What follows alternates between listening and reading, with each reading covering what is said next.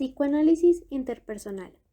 Harry Stack Sullivan fue un psiquiatra estadounidense cuyo trabajo en psicoanálisis estuvo basado en observaciones directas y verificables de sus pacientes, por lo cual es una escuela más positivista. El eje de la teoría del psicoanálisis interpersonal es la concepción del hombre como un ser eminentemente social. Sullivan rechazaba toda conceptualización que veía al ser humano como una unidad aislada. Las situaciones, el entorno y el contexto son factores determinantes para este psicoanalista. Sullivan enfocó su teoría del desarrollo en las formas en que las personas experimentan el mundo. A esto le llamó modos de experiencia. El primer modo es el modo prototáxico o de sensación serial, el cual es la forma de experiencia más temprana, en el que la experiencia no tiene ningún orden, pues están aisladas y descoordinadas. El segundo es el modo paratáxico o de sensación secuenciada. En esta etapa se comienzan a percibir conexiones temporales entre los eventos y por ende van aprendiendo las maneras de satisfacer sus. Y el tercer modo de experiencia es el modo sintático o de sensación causal. Esta etapa corresponde al pensamiento lógico y analítico, pues se comienza a entender la realidad según sus cualidades físicas y espaciales. También se logran predecir causas según sus efectos. La teoría de Sullivan sobre el origen de las dinámicas de la personalidad se basó en los conceptos de ansiedad y mecanismos de defensa, pero Sullivan modificó los significados de esos términos y encontró sus orígenes en la dinámica interpersonal, que comienza desde la. Por ejemplo, para Sullivan, los orígenes interpersonales de la ansiedad creía que la ansiedad se origina en una relación recíproca entre la madre y el hijo. Por otro lado, otro elemento importante es la experiencia de la situación de alimentación, ya que la alimentación empieza mientras el bebé experimenta la realidad en el modo prototáxico de experiencia. Y una de las experiencias sensoriales más importantes para el bebé que es alimentado es la del pezón en los labios.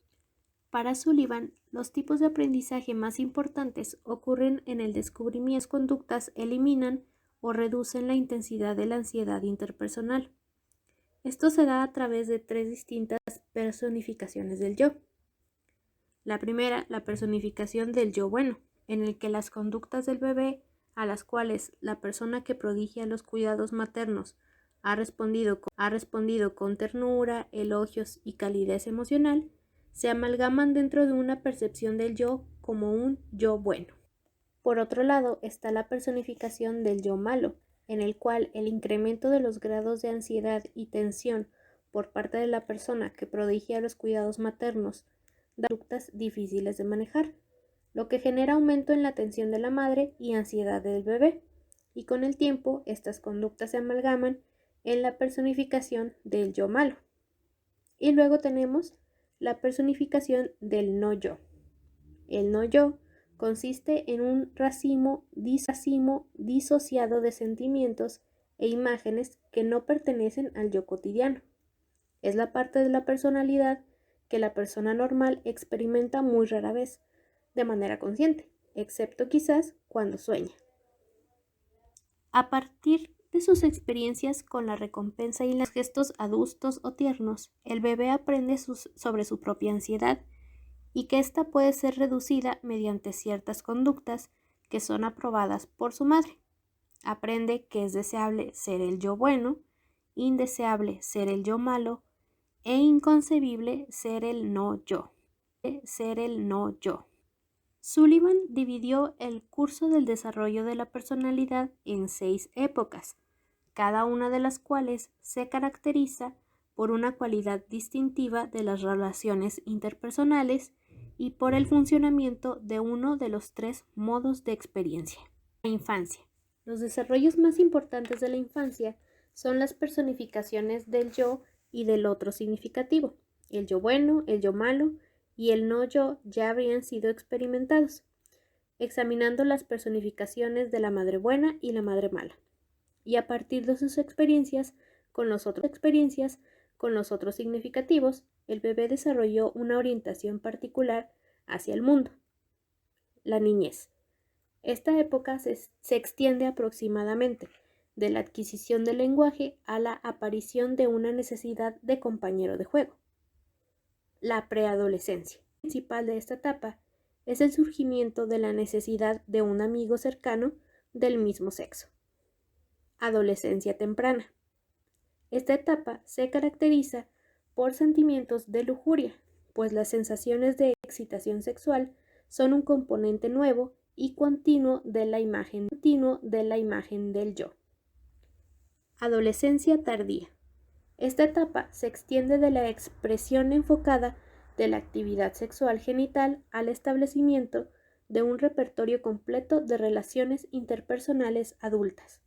Las características conductuales más importantes son el establecimiento de la identidad vocacional o de la decisión de seguir un curso educativo que conduzca a cierto papel profesional. Karen Horney fue una psicóloga y psicoanalista alemana naturalizada estadounidense. Sus teorías cuestionan ciertos puntos tradicionales del pensamiento de Sigmund Freud. Por ejemplo, que las diferencias psicológicas entre el hombre y la mujer no son producto inherente de la biología humana, sino que deben su origen a diversos factores culturales y sociales. Al igual que Adler, Horney afirmó que una de las experiencias más importantes de la niñez es la conciencia de su vulnerabilidad y dependencia. Un elemento básico en este pensamiento es que la maldad básica también da lugar a la hostilidad básica. Para Horney, la maldad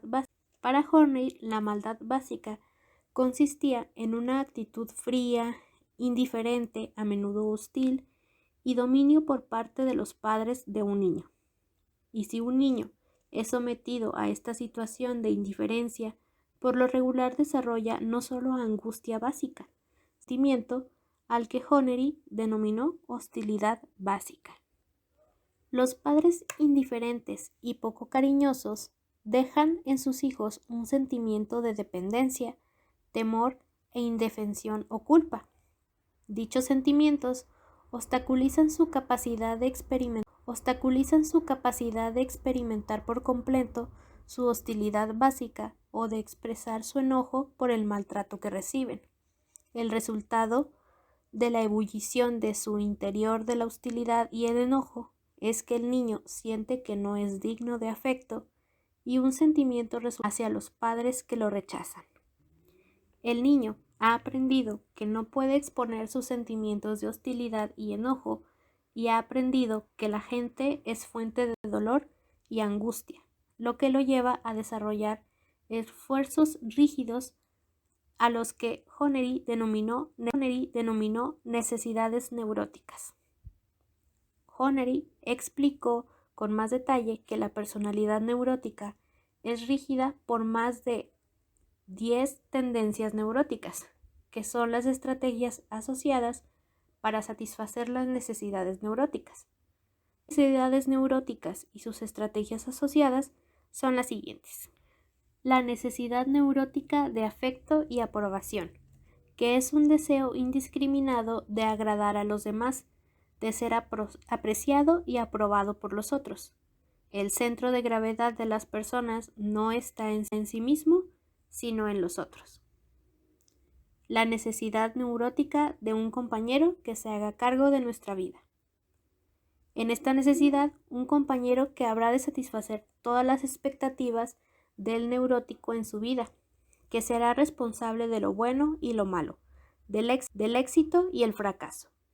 El neurótico con esta inclinación tiene la tendencia a sobrevalorar el amor, porque el amor puede resolverlo todo.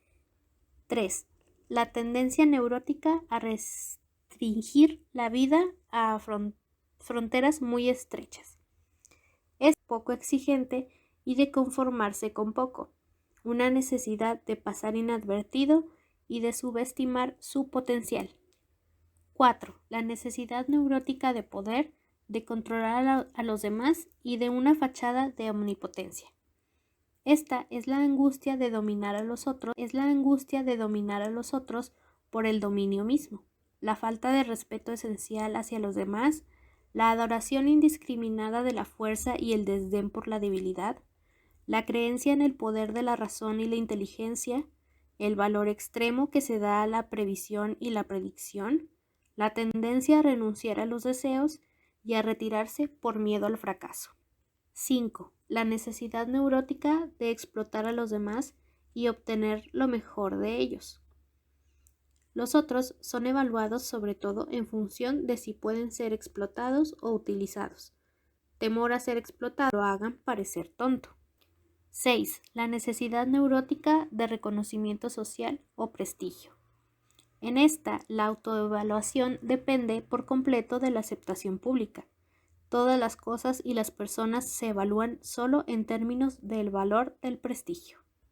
7. Aquí hay una imagen exagerada del yo. Necesidad de ser admirado no por lo que uno posee o presenta al ojo público, sino por el yo imaginado. 8. La ambición neurótica del logro personal. Aquí la autoevaluación depende de ser el mejor amante, atleta, escritor, trabajador, etc. Sin embargo, el reconocimiento de los demás también es vital y se resiste a su ausencia. 9. La necesidad neurótica de autosuficiencia e independencia. Es la de no necesitar nunca a nadie, de no ceder a ninguna influencia, de no comprometerse con nada, necesidad de evitar cualquier cercanía que implique el peligro de esclavización. Y 10. La necesidad neurótica de perfección e invulnerabilidad. Son cavilaciones o recriminaciones concernientes a posibles defectos, impulsos incesantes hacia la perfección, sentimientos de superioridad sobre los demás